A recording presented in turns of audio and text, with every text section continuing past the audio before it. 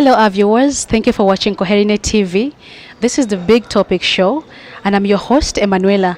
Today, we are in Jinja District, and we have been sharing a lot with different stakeholders. And I'm having one person here with me, and he will get to introduce himself, and we dive deep into our topic of today. You're most welcome, sir. Thank you, yes, madam. Kindly help me and introduce yourself to our viewers. Okay, thank you. I'm Reverend Richard Mawerere, the priest from Iganga, working with the Central Busoga Diocese, and I'm the bishop's chaplain. Iganga Central Busoga Diocese. Okay. Thank you so much. You're most welcome, Reverend. Today we really want to talk about something which is very, very key. You know, being a leader, a religious leader in your church, you have a role to play when it comes into ensuring that young people and young women get to access sexual reproductive health services. But today we want to know from you, what do you think leaders or fellow leaders like you should do to ensure that young girls and women get to access sexual reproductive health services? Thank you very much. When we talk about sex, sex is a right from God according to the Bible, but it should be practiced according to the way the Bible guides us. How it should be right, it should be practiced by the right people from the right place. It should not be taken as something to be done anyhow. So we are expecting that the people who are supposed to have sex are the people of mature age, are the people who are married and officially married. Well, Reverend, I just want to know from you, you know, leaders in church, so many times people get to point out fingers at you, the religious leaders, that you contribute towards adolescents or young people not accessing sexual reproductive health services. So what do you think fellow leaders like you can do to ensure that we support the young girls and young women to access these sexual reproductive health services? I want to thank you for this opportunity that you have given to the community, that they should have sexual reproductive services. It is good that younger women and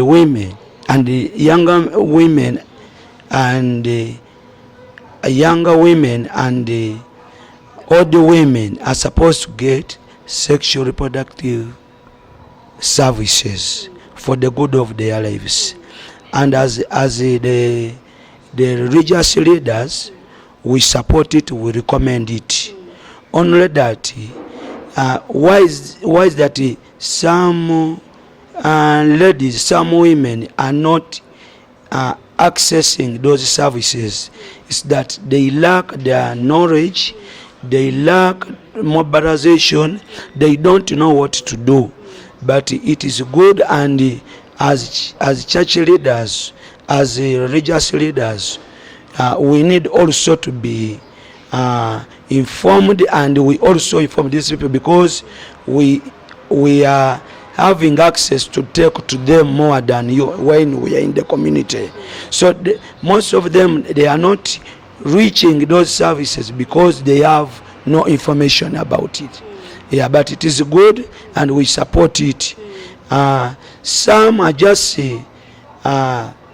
not helped by the leaders who are responsible to help them to get the services.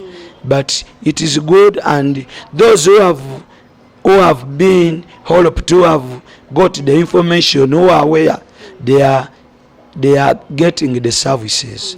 So we are just as leaders, we continue to request you that you go deep to these people and help them to get the information about these services. Yes, sir. Okay, well, Reverend, I also want to know. You see, we've heard so many times the church tells the women to be submissive to their men. And we get to realize that this brings about domestic violence and it makes women not to realize their rights to reproductive health.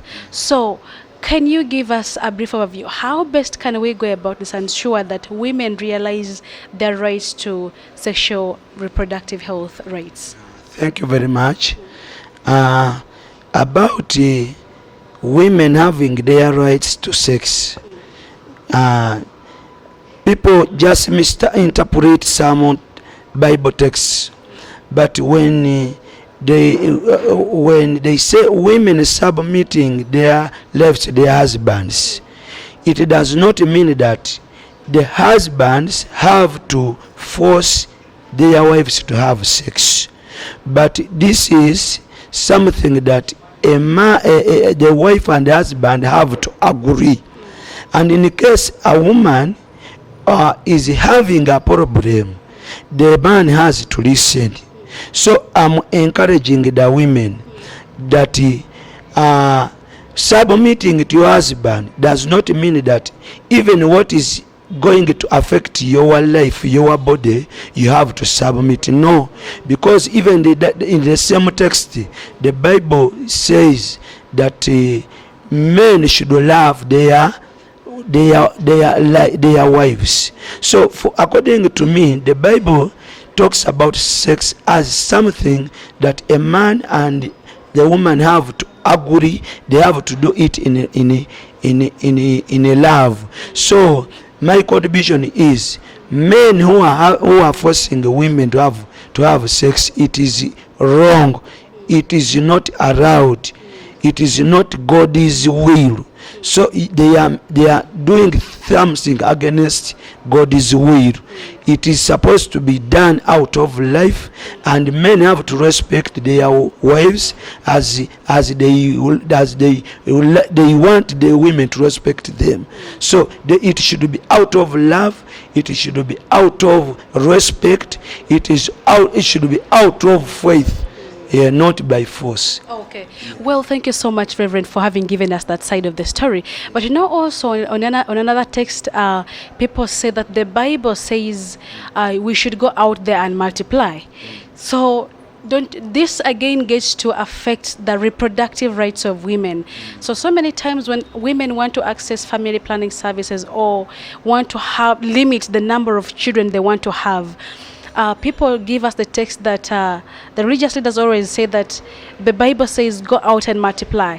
But will it be okay when someone gives birth to very many children and yet they don't be able to take good care of them? What does the religion also say about this, or what do you advise about this? Yeah, so with producing the number of children,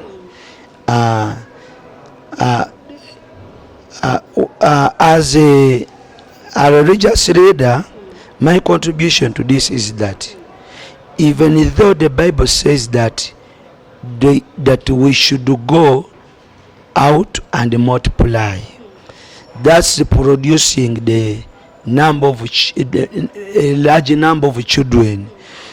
For me, I don't support it, because marriage is for two people. They agree from the first step when they have just met, and even when they come together, they have to plan for their marriage.